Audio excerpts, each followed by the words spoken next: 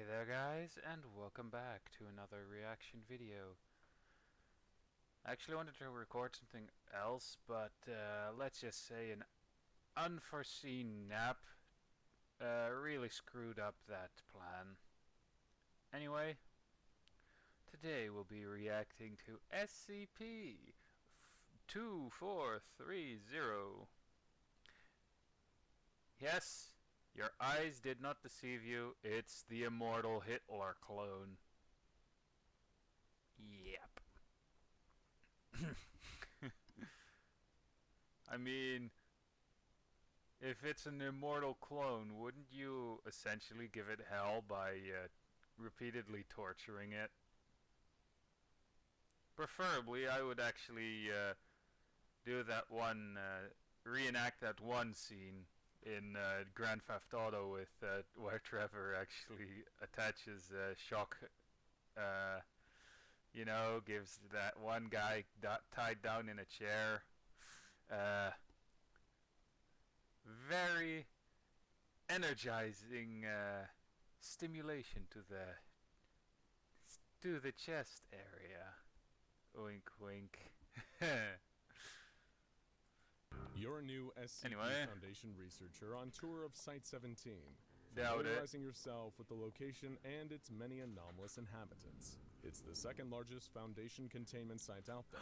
It's JoJo! Most junior researchers dream of. She's reading a JoJo manga at work. Most of the inhabitants in your sector are cordial, willing to comply with orders from staff, and seem, for all intents and purposes, pretty much human.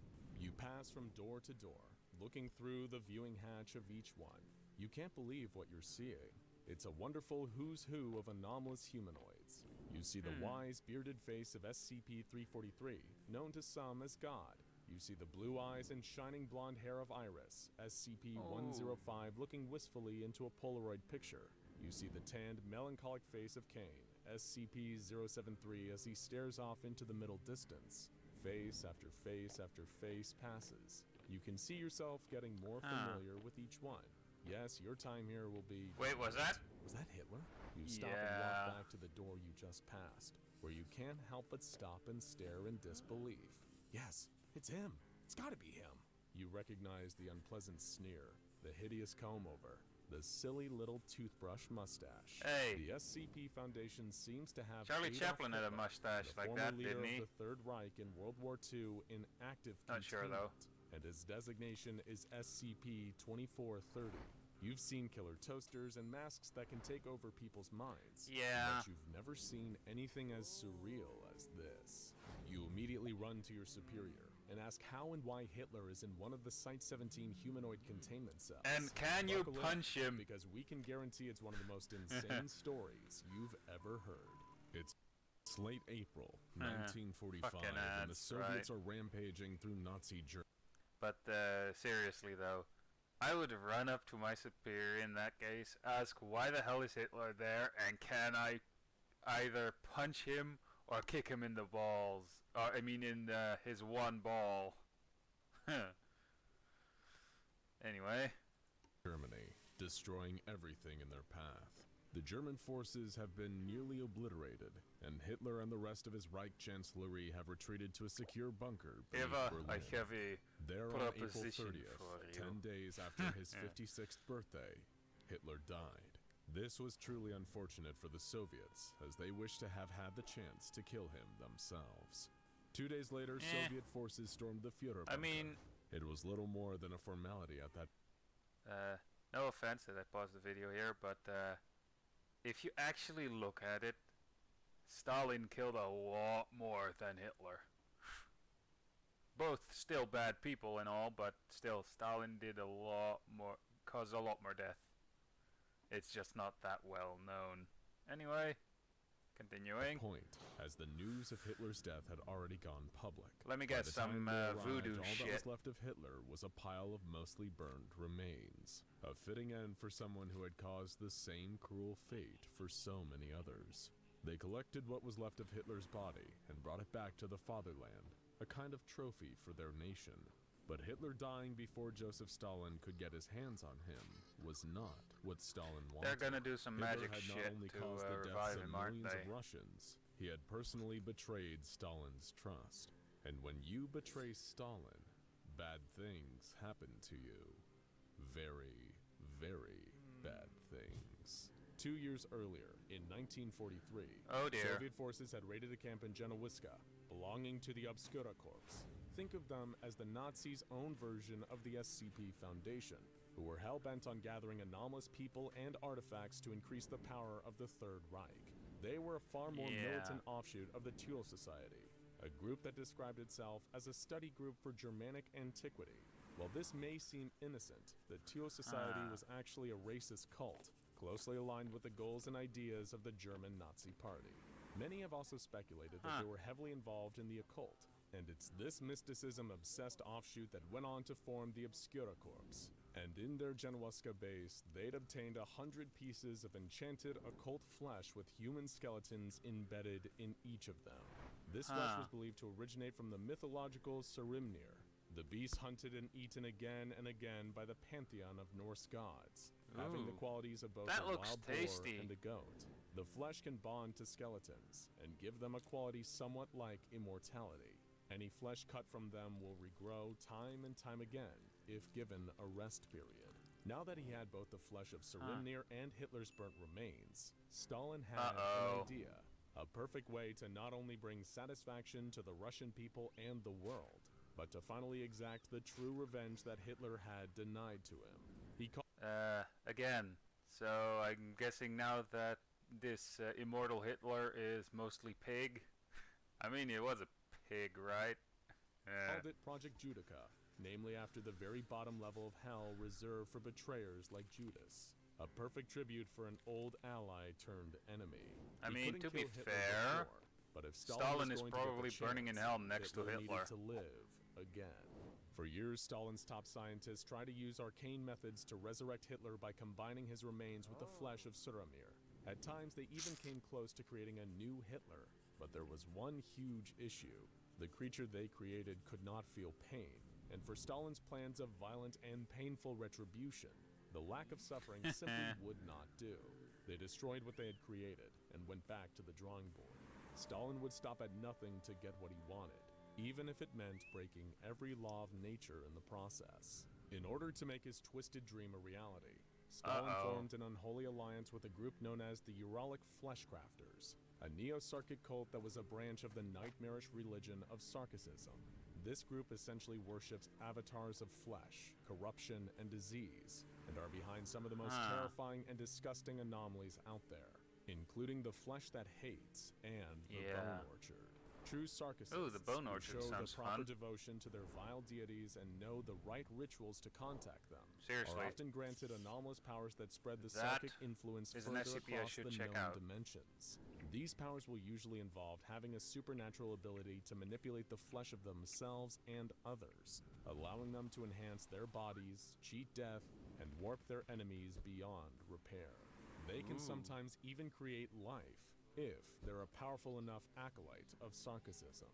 And it was because of these powers that Stalin wanted the Uralic Fleshcrafters under his command. In exchange for their participation, he would give them a vast quantity of the flesh of Sarimnir, which they could use for their own sinister Sarkic purposes. A deal was struck, and the true work of resurrecting Hitler That is an Stalin right was there. very specific in his requirements. He gave the Uralic Fleshcrafters extra bones to compensate for what had gone missing from Hitler's burnt remains. He also gave them samples of the flesh of Sarimnir to achieve the desired effects of a near-immortal tolerance for damage. However, Stalin demanded that he heighten this new Hitler's capacity to experience pain, so that every suffering inflicted on him would be 3 times worse than anyone else. And true to their word, the Fleshcrafters got to work and began creating So in other just words, such a if you creature. piss By against now them, was the early it would hurt like 1950s, hell and for him. Stalin was putting the pieces in place for his grand revenge. Once the new Hitler was finished, he would hold a don't new give me trial for him ideas. in the Russian courts, where he would preside over the sentencing personally. Once the new Hitler was done, the Uralic Fleshcrafters were rewarded for their participation in Project Judica, with 4,000 kilograms of the flesh of Sarimnir. Stalin now had his very own personal Hitler chew toy that he could maim and torture as much as he figures pleased, it's called a chew knowing toy. that he would always heal and soon be ready for more. In their infinite generosity, Oh the boy. Fleshcrafters even taught Stalin a new method of torment for his old enemy, a process known as the Rite of Nyos. It's a torture that's been described by many as being like the Chinese Ling Qi, also known as the lingering death, or slow slicing, but it is probably best known as the death by 1,000 cuts. The Soviets and the Sarkics parted ways. For the next few years, Stalin took a great deal of pleasure in visiting Hitler's cage now and then to torture him, until Stalin himself eventually passed away from natural causes. The GRUP division, which is natural essentially the causes called Soviet lead answer to the poisoning. SCP Foundation, decided it would be best to do away with the immortal Hitler clone after Stalin's death. He no longer served any purpose, and no matter how hard they tried, they couldn't permanently kill him either. In the end, they settled on a kind of compromise. He would be buried alive and forgotten, forced to live a torturous eternity that he could never escape. Until, of course, he was dug up and rescued by none other than the members of Obscura, a modern splinter group of the original Obscura Corps. Like many high-profile Nazis who'd escaped the war, the new Hitler was spirited away to a safe house run by sympathizers in Argentina. The ones taking care of him received the following correspondence from the Obscura agents who'd first dug the new Hitler back up. We have managed to rescue the Führer and bring him to safety, but he is effectively dead on the inside. I blame the Reds for their inhumane treatment of the Führer, who may have been bewitched by the Reds' Wunderwaffe. I wish we could mercy kill him, but we've tried everything. He just won't perish. Don't abandon him. He's too distinct in plain sight. They didn't have the new Hitler for long, though.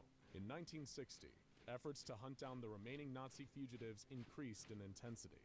The new Hitler was soon captured by Mossad agents searching for Nazis in Buenos Aires, and then remanded to the containment of the SCP Foundation when they realized that he had a number of anomalous properties, can we punch him? such as his incredible regenerative abilities, as well as the fact that his DNA seems to be based on that of a wild boar and a goat rather than a human.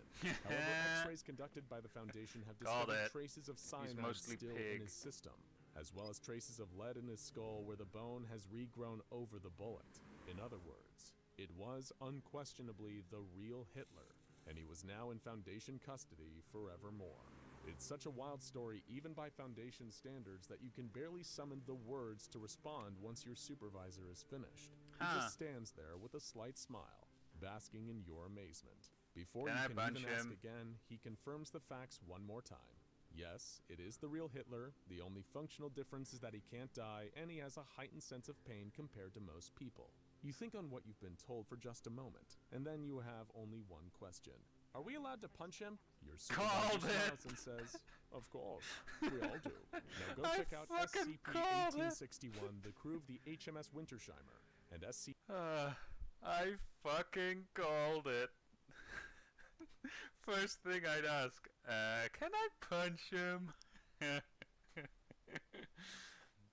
Honestly, I hope you enjoyed this video, and I could also have to say, I really could have used this laugh, or I really needed this laugh here. And yeah, hope you enjoyed, and I'll see you guys in the next video of whatever I'll be making. So yeah, bye.